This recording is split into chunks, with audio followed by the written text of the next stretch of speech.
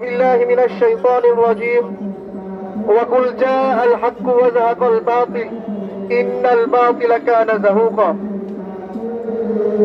সত্য যখন এসেছে মিথ্যা বিলুপ্ত হয়েছে, নিশ্চয়ই মিথ্যা বিলুপ্ত হওয়ারই ছিল। প্রিয় সম্মানিত সুধী ও প্রিয় সাংবাদিক বন্ধুগণ, আজ আমরা ন্যায় ও অন্যায় মাঝামাঝি অবস্থান করছি। আজ আমাদের আশঙ্কা হয়, যদি আজকে অন্যায়কে জিতিয়ে দেওয়া হয় তাহলে শুধু একটা কওমি অঙ্গন নয়, শুধু কওমি মাদ্রাসার শিক্ষার্থীরা নয়, পুরা দেশ ও জাতিকে এটার খেসারত দিতে হবে। আজ আমাদের কাছে তথ্য ও প্রমাণের ভিত্তিতে আমরা বলছি, শুধু বেফাক নয়, একটা জায়গা পতনশীল ধরলে আজকে যদি আপনারা মাথা কেটে দেন, তার পরবর্তীতে এটা হাত পচন ধরবে, পা পচন ধরবে।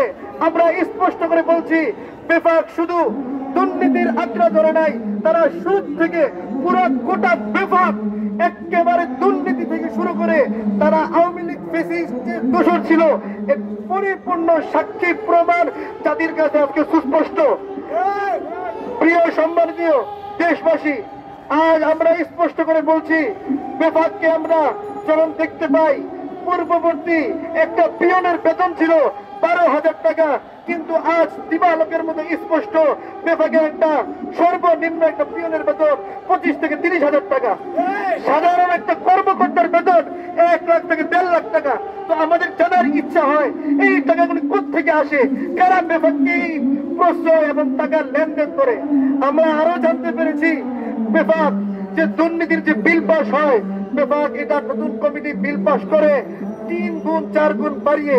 আমাদের কাছে তথ্য আছে যে আপনারা অবশ্যই জেনে থাকবেন, ঢাকার বৃহৎ একটি প্রতিষ্ঠান আওয়ামী লীগের আমলে এক শিক্ষার্থী আওয়ামী লীগের মিছিলে তাকে পিটিয়ে খুন করা হয়, এবং সেই বেফাক কর্তৃপক্ষ এই আওয়ামী লীগের গায়ে কালিমা লেপন যেন না হয়, সে তার পরিবারকে টাকার লোভ দেখিয়ে বেফাক থেকে তাকে টাকা দেওয়া হয় তার পরিবারকে। আমরা জিজ্ঞেস করতে চাই, বেফাক কি কারণ প্রাপ্তদার? বেফাক কি কারণ প্রাপ্তদার নাকি?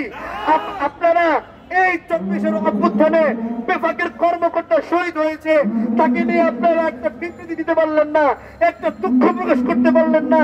আপনাদের কর্মী নেতা হাসিনার লোকরা মেরে ফেললো, আপনাদের কেউ কিছু বললেন না। কিন্তু আপনারা আপনাদের ভোট থেকে আওয়ামী লীগের গায়ে যেন কালিমা লেপন না হয়, আপনারা তার পরিবারকে মামলা যেন আওয়ামী লীগের বিরুদ্ধে না করে আপনারা টাকা দিতেছেন। আবার আপনারা বন্যার্থীদেরকে টাকা দিতেছেন না, আবার আপনারা আমাদেরকে বলেন আমরা এগুলিকে গুরুত্বপূর্ণ মনে করি না। কিন্তু আপনারা টাকার জন্য, আপনাদের কোর্সের জন্য আপনারা ঠিকই অফিসিয়াল পেজ থেকে সংবাদ সম্মেলন করে আপনার বিষয়গুলি জানান।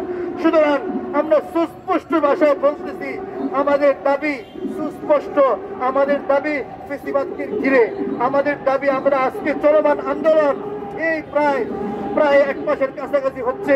আমরা সবার কাছে বলছি, এখন জাতির আদালত, জাতির কাছে আমরা উপস্থাপন করছি, ভবিষ্যতে এই আন্দোলন কই যে দাঁড়াবে আমরা জানি না, কিন্তু একটা কথা স্পষ্ট করে দিতে চাই, আজ যদি তারা কোনো পদক্ষেপ নিতে ব্যর্থ হয়, আমি অন্তর্বর্তী সরকারকে বলবো, মাননীয় ধর্ম উপদেষ্টাকে বলবো, আমরা বৈষম্যের বিরুদ্ধে লড়াই করেছি, আমরা সামনের দেশ গঠন করার শপথ করেছি, আমরা ন্যায় ইনসাফের দেশের জন্য আমরা লড়াই করেছি।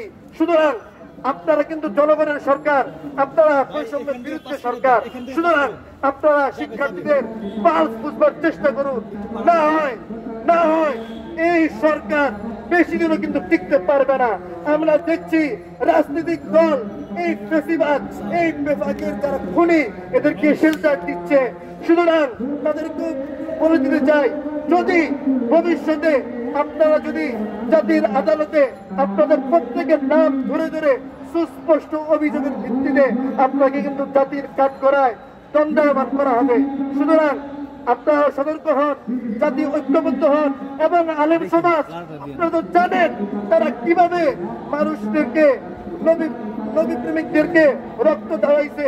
তারা এই যে 21 সালে ওলামা কেরাম জেল খেটেছে, এর পিছনে কারা ছিল এটা দিবালোকের স্পষ্ট। সুতরাং আমাদের এই ব্যানার থেকে আমরা স্পষ্ট করে দিতে চাই, আমাদের ভবিষ্যৎ প্রজন্মের জন্য হলেও আপনারা আমাদের পক্ষে কথা বলুন, আমাদের এই ব্যানারকে দ্বারা আপনারা সুসংগঠিত করুন। নাসরুম মিনাল্লাহি ওয়া ফাতহুন করিম। এখন মিছিল বের হবে।